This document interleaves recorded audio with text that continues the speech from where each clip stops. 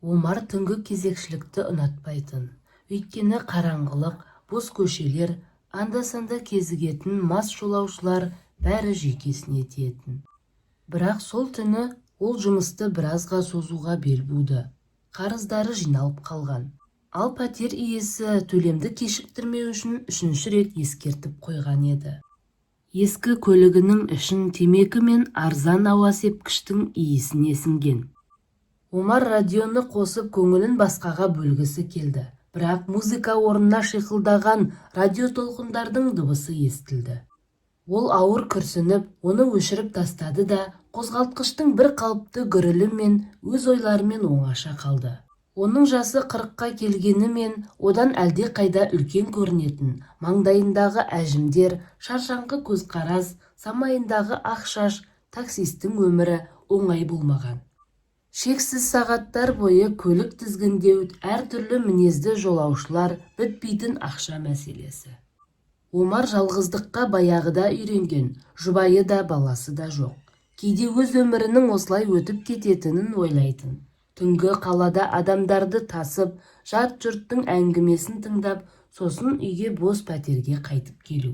Үйінде оны тек теледидар және мысығы мен жартылай ішілген сыра бөтелкесі күтіп тұратын. Бір күні түнгі сағат 2-ге таяғанда ол жол жиегінде тұрған кішкентай бір бейнені көзі шалды. Ол баланың арықша денесі суықтан дірілдеп тұр екен. Жарығы әлсіз көше шамының астында тұрғанда жасы 7-8-ден аспайтын секілді көрінді. Омар көлігін тежеп терезені төмен түсірді де, «Ей балақай, сен неге бұл жерде жалғыз жүрсің? Ата-анаң қайда?» деп сұрады. Бала жауап қайтармады.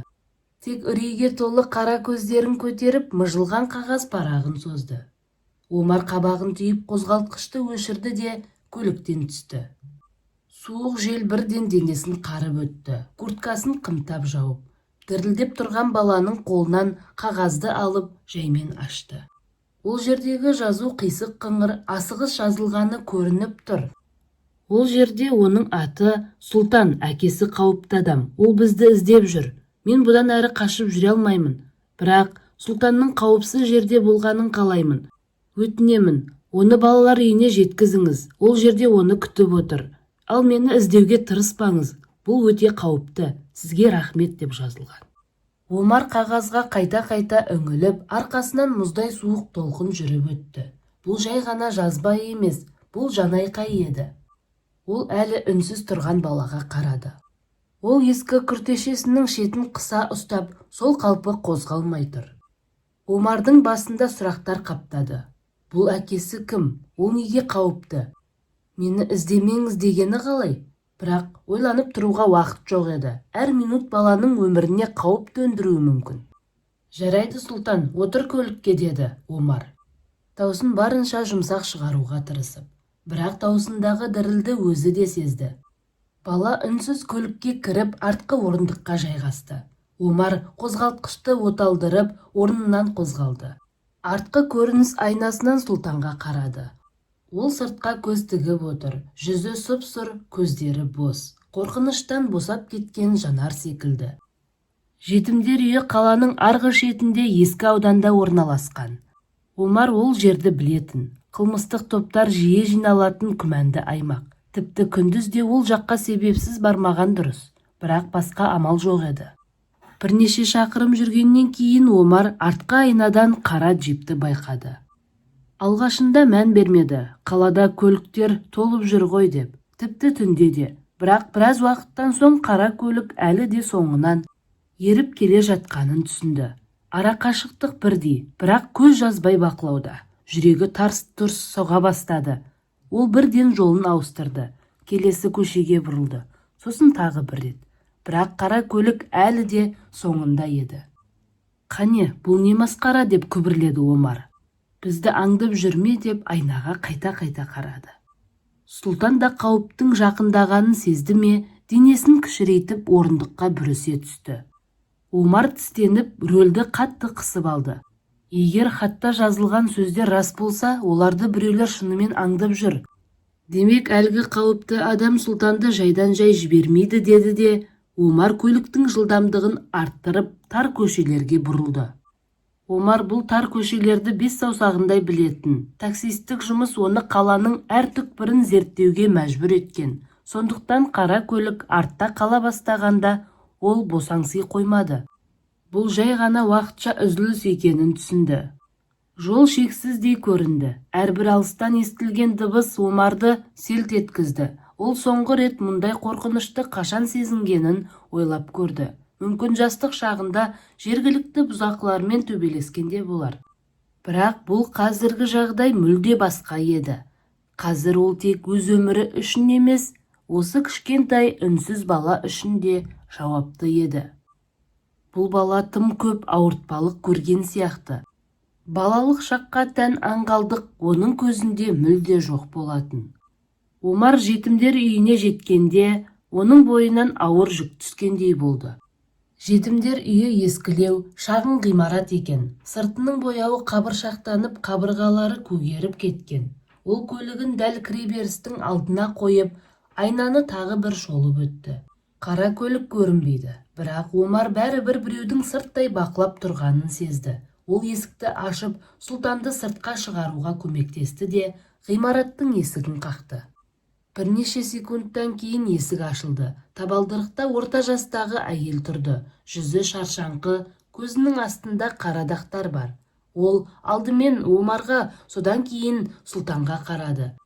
Сосын жүзіндегі қаттылық жібіп, «Сұлтанды алып келдіңіз бе?» деп сыбырлай сұрады. Омар үнсіз басын изеді де әйелге хатты ұсынды. Әйел хатты оқып шыққан кезде оның жүзі бұрынғыдан да қарауыта түсті. «Мен Мадинамын, мұнда жұмыс істеймін» деп өзін таныстырды ол. «Біз осы баланы күткен едік. Оның анасы бізбен бірнеше күн бұрын байланысқа шыққан еді. Ол бұл жаққа жетіп үлгермеуі мүмкін екенін айтты». «Ол қайда?» деп сұрады Омар. Дегенмен жауабын ішінен сезіп тұрды. Мадина ауыр күрсініп, жанарынан жалтарып, «Білмеймін, ол тек Сұлтанға қамқор болуымызды өтінді. Әкесі оны таппау керек» деді. Бұл сөздерді естіген Омардың тамағына бір нәрсе кептелгендей болды. Ол төмен қарап, жанында тұрған Сұлтанға көз тастады. Бала әлі де үнсіз. Сол сәтте Сұлтан алғаш рет Омардың көзіне тік қарады. Оның жанарындағы ауырсыну Омардың жүрегін тіліп өткендей болды. «Мен көмектесе аламын ба?» деді ол кенеттен. Өзі де неге бұлай сұрағанын түсінбей қалды. Мадина оған ризашылықпен қарады. «Сіз қолыңыздан келгеннің бәрін жасадыңыз. Бірақ егер қаласаңыз, байланыс номеріңізді қалдырыңыз, керек болып қалуы мүмкін» деді. Омар басын изеп қалтасынан ескі визиткасын шығарып әйелге ұсынды. Сосын Сұлтанның алдына тізерлеп отырып күлімдеуге тырысты. «Барлығы жақсы болады, балақай. Бұл жерде саған қамқор болады». Сұлтан жауап қайтармады, бірақ кішкентай саусағы бір сәтке Омардың алақанына тиіп өтті. Бұл ишара кез келген сөзден артық еді. Омар орнынан тұрып, Мадинаға бас изеді де көлігіне қарай беттеді. Бірақ рөлге отырған сәтте жүрегінде бір сезім пайда болды. Ол жерден жай ғана кетіп, бәрін ұмыта алмайтындай сезім. Келесі бірнеше апта бойы осы сезім оны мазалап жүрді. Күндер бір-біріне ұқсас өтетін, жұмыс, жолаушылар және бітпейтін қаржылық мәселелер.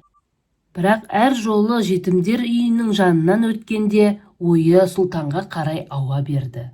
Омар бірнеше рет Мадинаға хабарласты. Әр жолы ол бір ғана жаңалық естейтін. Сұлтан әлі де сөйлеген жоқ, бірақ бұрынғыдан сәл тыныш. Осы сөздер бір жағынан көңілге медеу, екінші жағынан күдік ұялататын. Бір кеште Омардың ауысымы аяқталуға жақын қалған сәтте телефоны кенет шырылдап кетті. Соңғы жолаушысын алдағы емтихан туралы тоқтаусыз сөйлеген студентті түсіріп, көлігін жол жиегіне қойып жатқан еді. Телефонның экранына қараса бейтаныс нөмер, бірақ бірден қабылдады. «Омар, бұл мен Мадина, балалар үйінен».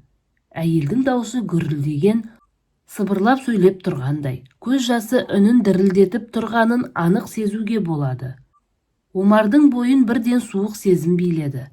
«Иә, не болды?» деді ол барынша сабырлы болуға тырысып, бірақ даусындағы алаңдаушылықты жасыра алмады. Көлікті дереу жол жиегіне тоқтатып, қозғалтқышты өшірді. Мадина терең тыныс алды.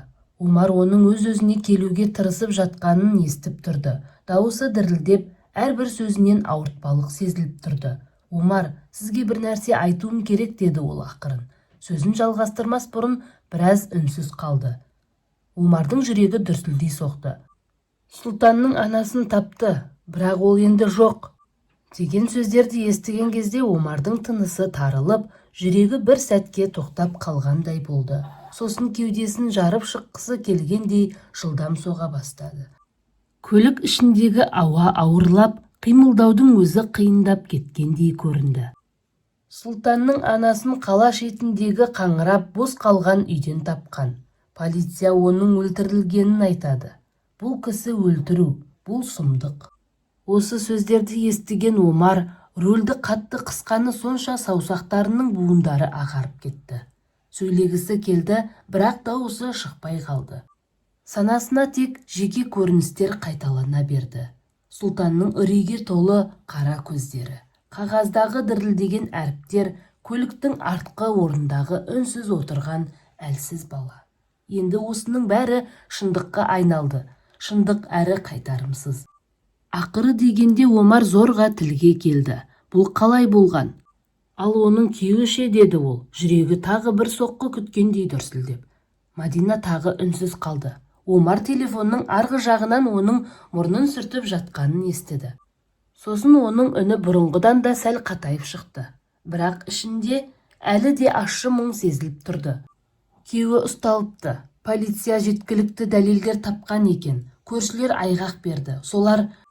Олар сол түні айқайды естіген, оның әлгі үйге кіріп шыққанын көрген, бірақ мәселе онда емес. Ол жай ғана қатыгез адам емес. Ол қылмыс әлемімен байланысты, өте ықпалды адам. Ақшасы да байланыстары да бар, бірақ әзірге ол темір тордың ар жағында. Осы сөздерді естіген Омар үнсіз қалды. Бар болған жайтты санасында реттеп алуға тырысты, бірақ Мадинаның әрбір осы сөздері ауыр тас секілді жанын басып, жаншып жатқандай. Ол көліктің арқалығына шалқайып көзін жұмды. Маңдайынан суық тер шыққанын сезді. Сұлтанның анасын Омар ешқашан көрмеген еді, бірақ сол бір үмітке толы, дәрменсіз жазба оның өмірін өзгертті. Ол баласын құтқару үшін барлығын құрбан етті, тіпті өзінің өмірінде. Ал енді ол жоқ. Ал Сұлтан, әлгі кішкентай үнсіз бала, енді мүлде жалғыз қалды. Бұл қалайша осылай болды, деді Омар өз-өзіне. Сұрағы жауап күтпейтіндей еді. Бәлкім, өмірдегі әділетсіздікті жай ғана мойындағысы келмеді. Ол тек баласын құтқарғысы келді, бар болғаны осы еді. Неге өмір сонша қатыгез деп Мадина ауыр күрсінді. Дауысы аздап жұмсарғанымен әлі де діріл бар еді. Білмеймін, кейде өмір осылай қатыгез болады, біз ештеңе істей алмадық. Бірақ ол өз шешімін қабылдады. Ол бұл жолға саналы түрде барды. Өзі болмаса да Сұлтанның аман қаларына сенді. Омардың тамағына тас тұрып қалғандай болды. Ол ешқашан әлсіздік танытып, эмоцияға берілетін адам емес еді. Жалғыздық пен жылдар бойы қиындықтар оны шынықтырған. Бірақ дәл қазір, дәл осы сәтте ол өзін бұрын-соңды сезінбегендей дәрменсіз сезінді. Алайда қазір ол бойын билеген дәрменсіздік сезімінен арыла алмады. Ол өзін үлкен толқынға қарсы тұра алмай тұрғандай сезінді. Көз алдына Сұлтан елестеді. Сол баяғы кішкентай арық бала. Үлкен көздері шарасынан шығып кеткен. Үнсіз. Ол Омармен бірге болған уақыт ішінде бір ауыз сөз айтқан жоқ. Ол мұны қалай көтереді? Бұл баланың өмірі енді қалай жалғасады? Ол анасын жоғалтқанын білген кезде не болады деп ойлады. Сұлтан қалай деп сұрады Омар. Даусы баяу, күңгірт шықты. Ол үшін дәл қазір бұл сұрақтан маңызды ештеңе жоқ еді. Мадина үнсіз қалды. Омар телефонның арғы жағынан оның тағы да көз жасын сүртіп жатқанын естіді. Күшін жинауға тырысып жүр, деді ақыры. Бірақ даусы сенімсіз шықты. Біз оған шындықты әлі айтқан жоқпыз, бірақ ол бәрін сезіп жүр. Оның іші алай-дүлей, әлі де сөйлемейді. Күні бойы бөлменің бұрышында отырып, қараңғы суреттер салады. Біз оны барынша қамқорлыққа алып жатырмыз, бірақ оған өте қиын. Омар басын изеді. Мадина оны көрмесе де, дәл қазір өз ойын ашық көрсетіп тұрғысы келмеді. Сұлтанды тағы бір рет көз алдына елестетті. Өткен жолы оны дәл сол бөлмеде көрген, қолында қарындаш, алдында қағаз. Сұлтанға қалай көмектесуге болады, не істесе болады? Омар қолынан ештеңе келмейтіндей сезінді. Осы ой жанын жегідей жеп бара жатты. Омар Мадинаға айтып бергеніңе рахмет деді ақыры, бірақ сөздері мағынасыз, пайдасыз көрінді. Сәл үнсіздіктен кейін Омар Мадинаға ертең Сұлтанды көруге келетінін айтты. Жақсы деп Мадинаның дауысы енді сыбырлап шықты. Ол сені көргеніне қуанады. Сен оған маңыздысың, Омар, деп жауап қатты. Омар телефонды жай ғана орнына қойды, бірақ қозғалған жоқ. Көліктің ішінде бос кеңістікте үнсіз отырды. Уақыт қалай өткенін аңғармады. 10 минут болды ма, әлде бір түн, бір сағат па? Жол бойындағы жарық шамдарының әлсіз сәулесі әйнекке шағылысып тұр. Алыста анда-санда жүргіншілердің көлеңкесі көрінеді. Оның ойы тоқтамай шыр айналып өткенге қайта орала берді. Ол түні алғаш рет Сұлтанды көрген кезі, қағаздағы жазба, қара машинадағы белгісіз адамдар. Ол кезде Омар ойлады, бәрі сол күні аяқталды деп. Балаға қауіпсіз жер тауып берді де, өз өміріне қайта оралған сәтті ойлады. Ал бірақ қазір ол бәрі енді ғана басталғанын түсінді. Ол бұған көз жұма алмайды. Жай ғана алыстан бақылап анда-санда жағдайын сұрап қоя алмайды. Себебі Сұлтан оның өміріне аяқ астынан кірген жоқ. Бұл үнсіз кішкентай бала Омардың жүрегіне кіріп, оның бір бөлігіне айналды. Енді оны жай ғана ұмытуға болмайтынын түсініп, тек алыстан бақылап емес, тек апта сайын келіп басынан сипап кету емес, ол тағы бір нәрсе істеу керектігін түсінді. Өйткені Омар Сұлтан үшін жай ғана таныс адам емес, тірек, қорғаушы, одан да маңыздырақ болуға тиіс еді. Омар көлігін оталдырды. Бірақ көлікті орнынан қозғамады. Ол бос көшеге қарап, өз өмірінде алғаш рет жүрегінде жаңа бір сезім оянғанын сезінді. Осы уақытқа дейін өмірі бос, мағынасыз болып көрінетін. Ал қазір бәрі өзгерді. Ол Сұлтанды жалғыз қалдырмайтынын білді. Бірнеше күн өткен соң, Сұлтан бөлменің бұрышында үнсіз отырды. Қолында қарындаш пен қағаз. Сол түнерген қара сызықтарды ретсіз сыза берді. Ішіндегі аласапыран сезімдерінің көрінісіндей.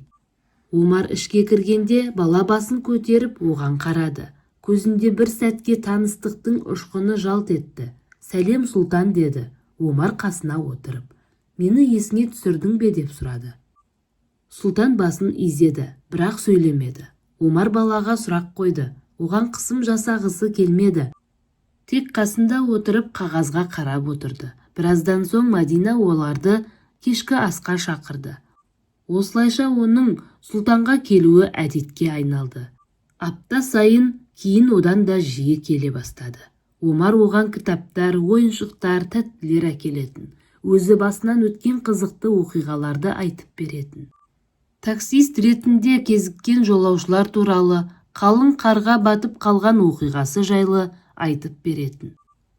Кейде Сұлтан оның әңгімелеріне езу тартатын, кейде үнсіз тыңдайтын. Бірақ уақыт өте келе бұл кездесулер Сұлтан үшін ең қауіпсіз сәттерге айналды. Омар оны жақсы түсіне бастады, сөзсіз. Оның жанарынан, қимылынан, тіпті оның қолын ақырын қысып ұстағанынан ақ не сезініп тұрғанын білетін. Осылайша айлар өтті. Бірде әдеттегідей екеуі кішкентай астан кейін балалар үйінің ауласында отырды. Кенет Сұлтан сыбырлап сөйледі. «Мен анамды сағындым», деді. Омар бұл сөзді естіп үнсіз қалды. Бұл Сұлтаннан естіген алғашқы сөздер еді. Оның тамағында өксік кептеліп, бірақ өзін ұстады. Білемін балақай, деді ол ақырын, сұлтанның иығына қолын қойып. Осы күннен бастап сұлтан біртіндеп сөйлей бастады. Анасы жайлы да айтатын болды. Омар оны тыңдайтын. Әр сөздерін, әр естелікті жүрегіне тиді. Ол осы баланы балалар үйінде қалдыра алмайтынын түсінді. Бірақ сұлтанды асырап алу оңай іс емес еді. Қағазбастылық, тексерістер, шексіз сұрақтар. Омар өзін әке болуға қаншалықты лайық екенін дәлелдеуі керек болды. Өйткені ол жалғыз басты ер адам, таксист, ескі пәтерде тұрады. Сондықтан әлеуметтік қызметкерлердің күмәні көп еді, бірақ Омар берілмеді. Қосымша ауысымдар алып, ақша жинады. Үйін жөндеуден өткізді. Болашақ ата-аналарға арналған курстарға барды. Мадина да қолдан келгенше көмектесті. Ол сұлтанның Омарға қаншалықты үйренгенін, қаншалықты сенетінін көріп жүрді. Ақыры 2 жылға жуық уақыт өткенде рұқсат келді. Омар бұл күннің әр сәтін есінде сақтады. Сұлтанның күлімдеп жүгіріп келіп мойнына асылғанын, алғаш рет үйге қайтамыз ба деп сұрағанын, алғаш рет папа дегенін. Омардың жүрегі бір сәтке тоқтап қалғандай болды. Оның басынан өткеннің бәрі осы бір сөзге тұрарлық еді. Сұлтан әлі де түнде кейде жылап оянатын, әлі де қара сызықтарды қағазға түсіретін. Бірақ енді ол жалғыз емес еді. Енді оның үйі бар. Және оны қандай жағдай болмасын тастамайтын адамы бар.